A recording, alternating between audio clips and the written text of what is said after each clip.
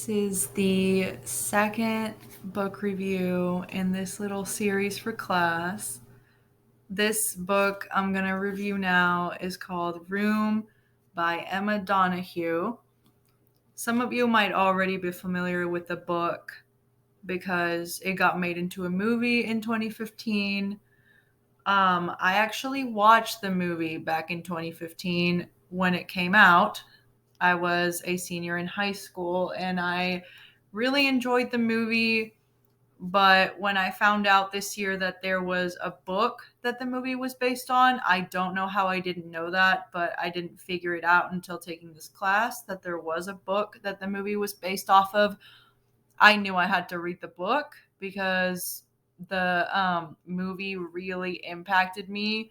It was the kind of movie where I didn't relate to the characters in a traditional sense. Same with the book, because they went through an abduction kind of situation.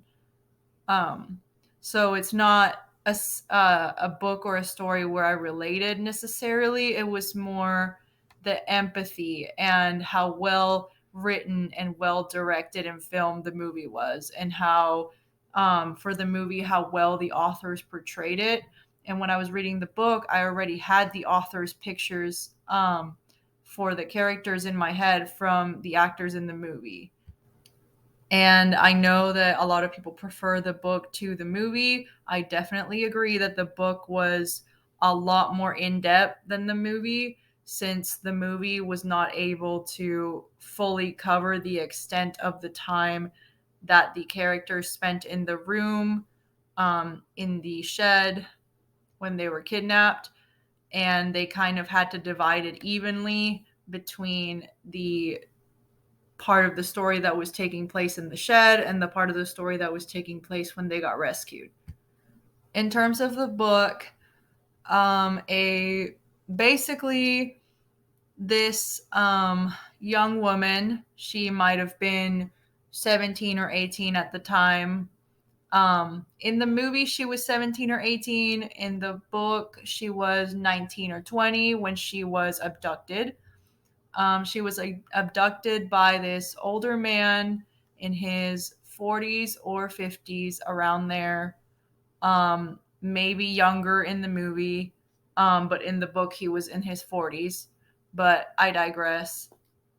She was kidnapped by him. He was trying to trick her to come with him by pretending he had a dog that was sick that she had to help. And that way he swayed her away and he kidnapped her. But this is all backstory from the film or the book, because the book doesn't start out there. The book starts out when um, this woman, Joy, has now been in captivity for 7 years, and she has a son named Jack that was a product of um,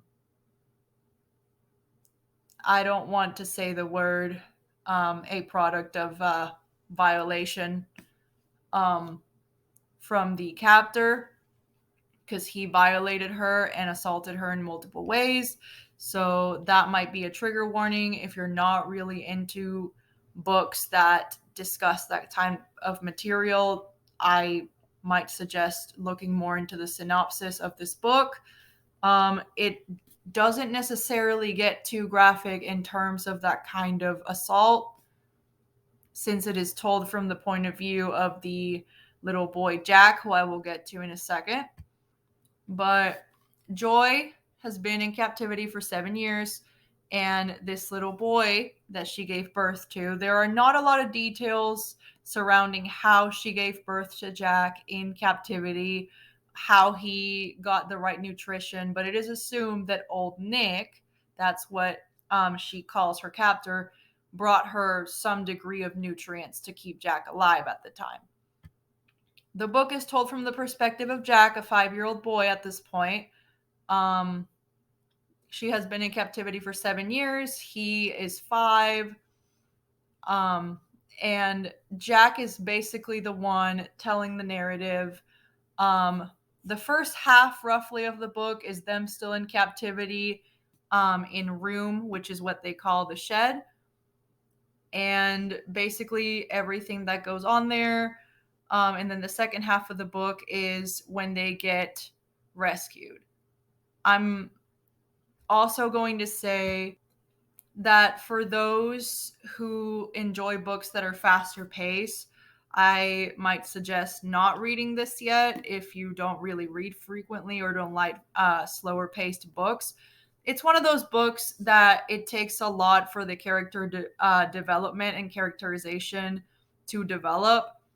Again, the book is told from the perspective of a 5 year old. So it is very slow in plot development since a lot of the days that they spent in captivity are very much the same or similar. And since it is being told from his point of view, a lot of the darker subjects are essentially implied, or you have to kind of read between the lines, which is why I would suggest reading the synopsis. And if you want to give the book a try before the movie, I would go ahead and do that. Personally, since I watched the movie first, I already had the images in my head to go to the book with. I had the images of the room or the shed in my head, the two characters who they were played by in the movie. That's what I imagined. Definitely, I normally don't recommend watching a movie before a book, but in this case, if you want to, it probably won't harm you because it's not very different from it. The book definitely has a lot more detail. Um, I didn't think I was going to really connect with the book, mainly because it was told through the perspective of Jack, the little boy. But surprisingly, I was able to find a lot of value in the way that Jack narrated the story because it made things feel a lot more raw in a way, even if Jack wasn't describing the traumatizing events with the vocabulary of an adult, he was still able to convey it in a way where it's pretty jarring to the person reading the book what Jack is experiencing, since we as the reader know that they are in captivity. And Jack's mom, Joy, who he calls Ma, also knows that they're in captivity, but Jack himself doesn't know that. The way he views the outside world, that they only get to watch from the small little TV that the captor put in their room, Jack thinks that's all fake. He doesn't know that all of that is real. And most of the book is him not understanding the difference between room and the outside world, and his mom slowly introducing him to the idea that the outside world is actually real and not just in his head, or outer space as he calls it. It's definitely one of those books and movies that you really need to get into and commit to understanding, because personally, I haven't been in a situation like that, so I couldn't really connect with the characters through the lens of relating to their exact experience, and not a lot of people will. Um, at least not most people who read this book or watch this movie. However, it is definitely very important to note because this kind of stuff definitely happens every day in different parts of the world. And even though the book was not based on a true story, personally, I know of some true crime stories that are very similar to this book. And the book might be based on some of these predators who had kidnapped certain girls and held them captive in these types of really harmful ways. And some of these women have even had children with their captors in captivity. So even though the book isn't a real story, it definitely has that real feel to it. And I definitely thought that that was something that kind of pulled me more into the book. So even if some of the narration is slow and some things have to be kind of made up in your mind and some things might be confusing at first with the book, I think it makes up for it by being a very just interesting concept that you're just going to want to keep reading to keep finding out how Jack experiences the world. It also explores the aftermath and how the effects of the captivity affected Jack and his mom after they got out. I would recommend this novel, I would say, to older teens. In the unit in my class, this book was characterized as new adult, which is kind of books that bridge the gap from young adult, like more high school and college and like transitions kind of experiences of YA books, to adult books with more complex and more in-depth topics. Um, and this book, I feel like, since it's a new adult book, it probably would not be for younger teens. I would not suggest reading this if you're under 16 or 17 and have a certain maturity level. In terms of watching the movie, if you watch the movie with an adult or somebody trusted, I could definitely see younger teens being able to do that. But in terms of the book, in order to really understand it and understand the message of the book, and understand how serious the matter of abduction and the trauma associated with it, especially when, if somebody gets out of a situation like that, especially if they have a child in captivity that has grown up in captivity, like, to understand how severe that is really important in our world now, since even if a lot of us haven't experienced that or known someone who's experienced it, it is something that in a lot of parts of the world and even in the US, like right under our noses, things like this happen.